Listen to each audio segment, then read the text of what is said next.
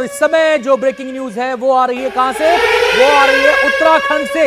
High alert पर उत्तराखंड में सभी अस्पतालों को रखा गया है। अस्पतालों में बेड रिजर्व रखने के निर्देश दिए गए हैं। तो भारत कोई ऐसा कोना नहीं छोड़ रहा जहां पर उसकी तैयारी मुकम्मल ना हो। कर्मचारी और डॉक्टरों की छुट्टियां रद्द कर दी गई हैं। हाई अलर्ट पर उत्तराखंड के सभी अस्पताल हैं। बेड्स को रिजर्व में रखा गया है।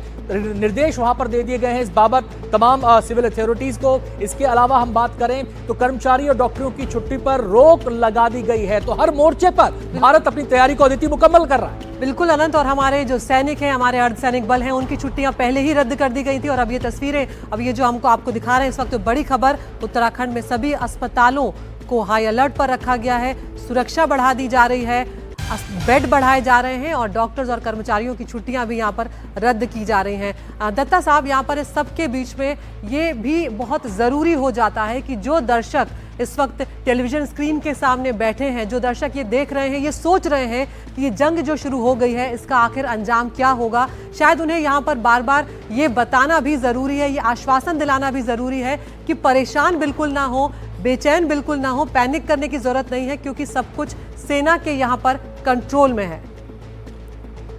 हाँ बिल्कुल, देखिए मैं आपके चैनल के माध्यम से ये पूरे देश को बताने देना चाहता हूँ कि भारत एक कमांडिंग पोजीशन में है। और भारत ने जिस तरह से स्ट्राइक किया है, जिस तरह से अपना कॉन्फिडेंस का इजहार किया है, जिस तरह से हमारी सशस्त्र सेनाओं ने करारा जवाब दिया है, भारत में किसी भी नागरिक को कोई चिंता करने की जरूरत नहीं है, क्योंकि हमारे पास आला दर्जे की लीडरशिप है और आला दर्जे का इक्विपमेंट है। और दूसरी चीज देखिए, हमारे यहाँ जितना भी जो डिफेंस सिस्टम है वो इतना कामयाब है, इतना कारगर है। और आज आप देखिए पूरा भारत एक स्वर में बोल रहा है। तो हर चाहे वो नागरिक हो या सैनिक हो, आज बिल्कुल छाती खोल के तैयार खड़ा है कि साहब हम पाकिस्तान में जाना चाहते हैं। मेरे पास कई मैसेजेस आ रहे हैं कि साहब अगर इमरजेंसी कमीशन खुलता है तो मेरा नाम जरूर रिकमेंड करिए। हम लोग खुद रिजर्विस्ट हैं, हम भी तैयार बैठे हैं कि साहब अगर सेना से कोई कॉल आता है, क्योंकि देखिए एक्टिव फॉर्मेशंस में न जाके स्टाफ का काम कर सकते हैं और जो यंग ऑफिसर्स हैं उनको हम रिलीव कर सकते हैं।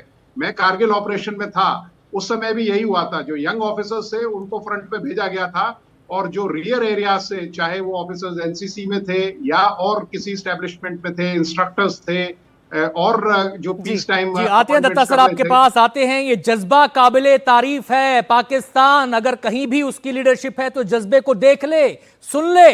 क्या भारत का आम नागरिक सोच रहा है? क्या भारत के जो हमारे रिटायर्ड सेवानिवृत्त अधिकारी हैं वो क्या सोच रहे हैं? किशोर रावत हमारे साथ जुड़ गए हैं उत्तराखंड वाली खबर पर जानकारी देने के लिए। किशोर, क्या डिटेल्स हैं, क्या निर्देश दिए गए हैं?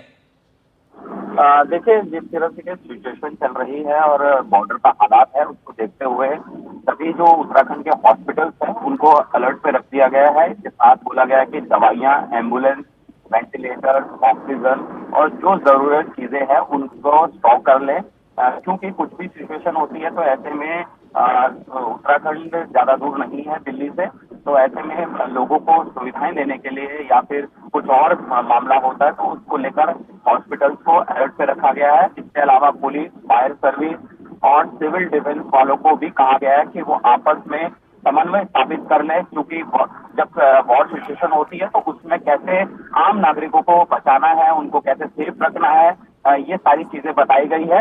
और फिलहाल अभी जो सारे हॉस्पिटल्स हैं उनको हाई अलर्ट पे रख दिया गया है। एक्स्ट्रा बेड लगाने को बोला गया है, बेड रिजर्व रखने को बोला गया है, ताकि किसी भी अप्रिय घटना से निपटने के लिए हम तैयार रहें। जी।